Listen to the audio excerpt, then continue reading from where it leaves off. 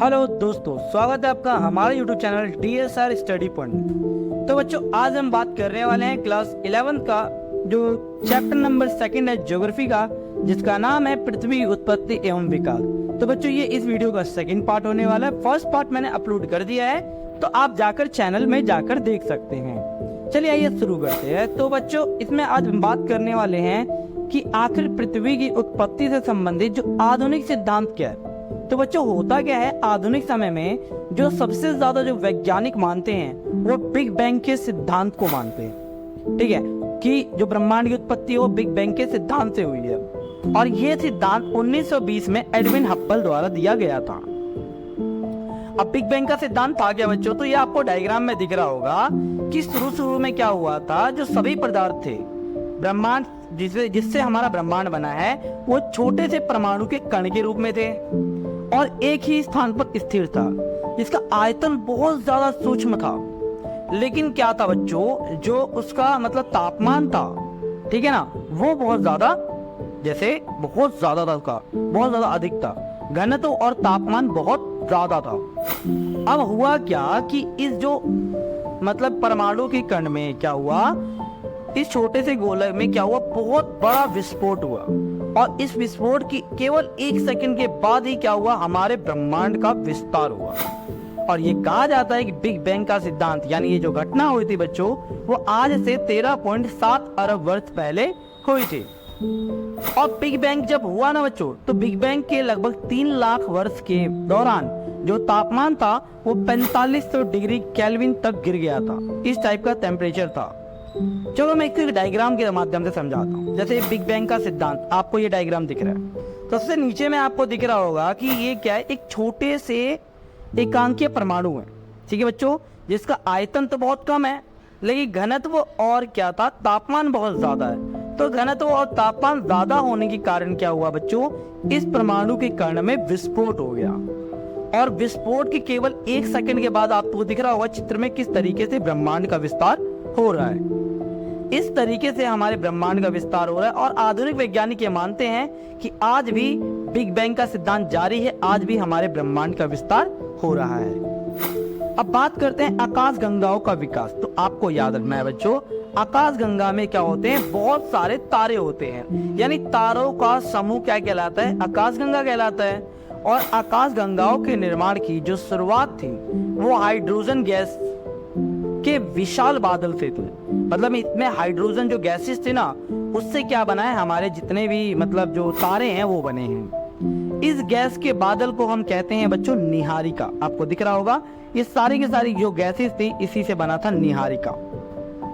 धीरे धीरे इसी निहारिका में क्या हो रहा था बच्चों, गैस के जो छोटे झुंड थे वो विकसित हो चुके थे, और झुंड जो था वो बढ़ते बढ़ते बहुत ज्यादा गैसीय पिंड बन गए, जिनसे क्या हुआ बच्चों, तारों का निर्माण हुआ। और ऐसा माना जाता है कि तारों का निर्माण लगभग 5 से 6 अरब वर्ष पहले हुआ था। 5 से 6 अरब वर्ष पहले तारों का निर्माण हुआ था। अब बात करते हैं बच्चों सौरमंडल के बारे में। तो याद रखिएगा कि जो हमारे जो सौरमंडल है, तो सौरमंडल में जो मुख्यतः अगर देखा जाए तो 9 ग्रह हैं। जैसे सूर्य तो पहला एक तारा है, याद रखिएगा। तो सूर्य एक तारा है, इसके बाद आता है बुध, फिर शुक्र, फिर पृथ्वी, फिर मंगल, फिर बृहस्पति, फिर शनि, फिर यूरेनस, फिर नेपच्यून। इस प्रकार से जो हमारे ग्रह हैं बच्चों, ये 8 ग्रह हैं। पहले जो थे वो 9 ग्रह थे। तो ये 8 ग्रहों को क्या कहते हैं, हमारे पृथ्वी का या सौरमंडल कहा जाता है। अब सौरमंडल में याद रखिएगा कि हमारे सौरमंडल में 8 ग्रह थे, और निहारिका को ही क्या माना जाता है, सौरमंडल का जनक माना जाता है। यानी जो बादलों का जो ग्रुप था, ठीक है ना, जिसमें बहुत सारी गैसेस थी, वो सारी गैसेस एक जगह इकट्ठी होने लग गई, जिससे क्या हुआ, छोटे छोटे ग्रहों का निर्माण हुआ था। अब बात करते हैं सौरमंडल में क्या क्या है। तो याद रखिएगा, हमारे सौरमंडल में सूर्य एक तारा है, और 8 ग्रह हैं, और 63 क्या है बच्चों, उपग्रह, और लाखों छोटे छोटे पिंड हैं। ये आपको चित्र में दिख रहा होगा। तो इससे थोड़े से छोटे पिंड होते, इन्हें कहते हैं पिंड। जैसे क्षुद्र ग्रह, ठीक है, क्षुद्र ग्रह पता क्या होता है आपको, चित्र में दिख रहा होगा, ये ग्रह क्या है, क्षुद्र ग्रह है, ठीक है ना। धूमकेतु, धूमकेतु क्या होता है आपको दिख रहा है, छोटे छोटे जो ग्रह नहीं होते जो मतलब एस्ट्रोनॉट्स आते रहते हैं हमारे पृथ्वी तक, ठीक है ना, तो इन्हें धूमकेतु कहा जाता है, जो बड़ी मात्रा में गैस और धूल कण से क्या होते हैं, बने होते हैं। अब बात करेंगे बच्चों सौर मंडल में क्या क्या है। तो याद मैं अभी आपको बताया कि इन 8 ग्रहों में बुध, शुक्र, पृथ्वी और मंगल को भीतरी ग्रह भी कहा जाता है या इन्हें पार्थिव ग्रह भी कहा जाता है, और अन्य 4 जो बाहरी ग्रह हैं इन्हें जोवियन ग्रह के नाम से जाना जाता है। और एक बात और बता दूं बच्चों, ठीक है ना, अभी तक प्लूटो भी एक ग्रह माना जाता था, लेकिन क्या हुआ था, अंतरराष्ट्रीय खगोलीय संगठन का एक सम्मेलन, एक बैठक हुई थी जिसमें ये हुई थी 2006 में, और इसमें प्लूटो को क्या किया गया था, बोना ग्रह कहकर क्या किया गया था, ग्रहों की श्रेणी से हटा दिया गया था, क्योंकि ये क्या कर रहा था, कभी भी अपना अक्ष बदल ले रहा था। अब बात करते हैं पार्थिव तथा जोवियन ग्रह क्या होते हैं, अंतर क्या होता है। तो आपको दिख रहा होगा कि दिख रहा है सूर्य, ठीक है ना, बुध, फिर आपका बुध है, शुक्र है, मंगल है, मंगल है, पृथ्वी है, तो इन्हें हम पार्थिव ग्रह कहते हैं। और आपको दिख रहा होगा जोवियन ग्रह में कौन कौन से बच्चों, बृहस्पति, शनि, अरुण, वरुण, और आपको लास्ट में दिख रहा होगा प्लूटो, इन्हें हम बाह्य या जोवियन ग्रह कहते हैं। अब बात करते हैं पार्थिव और जोवियन ग्रह में अंतर होता क्या है। तो पहला तो याद रखिएगा बच्चों, इन्हें भीतरी ग्रह भी कहते हैं।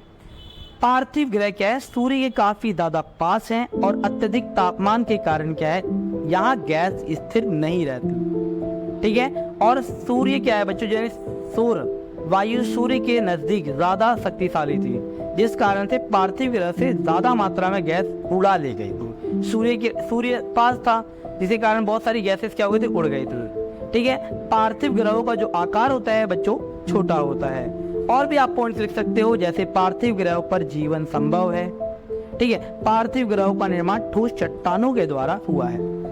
अब बात करते हैं जोवियन ग्रह। तो याद रखिएगा बच्चों, जोवियन ग्रह को इसे बाहरी ग्रह के नाम से भी जाना जाता है। जोवियन ग्रह जैसे सूर्य से बहुत दूर है, और सूर्य से दूर होने के कारण यहाँ तापमान बहुत कम होता है। इसके साथ साथ ये सूर्य से दूर इसलिए है कि सौर पवन इतनी शक्तिशाली न होने के कारण यहाँ गैसें मतलब यही है, हटी नहीं है, ठीक है। और याद रखिएगा जोवियन ग्रह का आकार बड़ा होता है। इसके साथ साथ जोवियन ग्रह गैसों से बने होते हैं और जोवियन ग्रह पर जीवन संभव नहीं है। ये होता है जोवियन ग्रह और पार्थिव ग्रह में अंतर। तो बच्चों ये इस वीडियो का सेकंड पार्ट था। अगर वीडियो अच्छी लगी हो, इंफॉर्मेटिव लगी हो, तो वीडियो को लाइक शेयर सब्सक्राइब जरूर करें। धन्यवाद।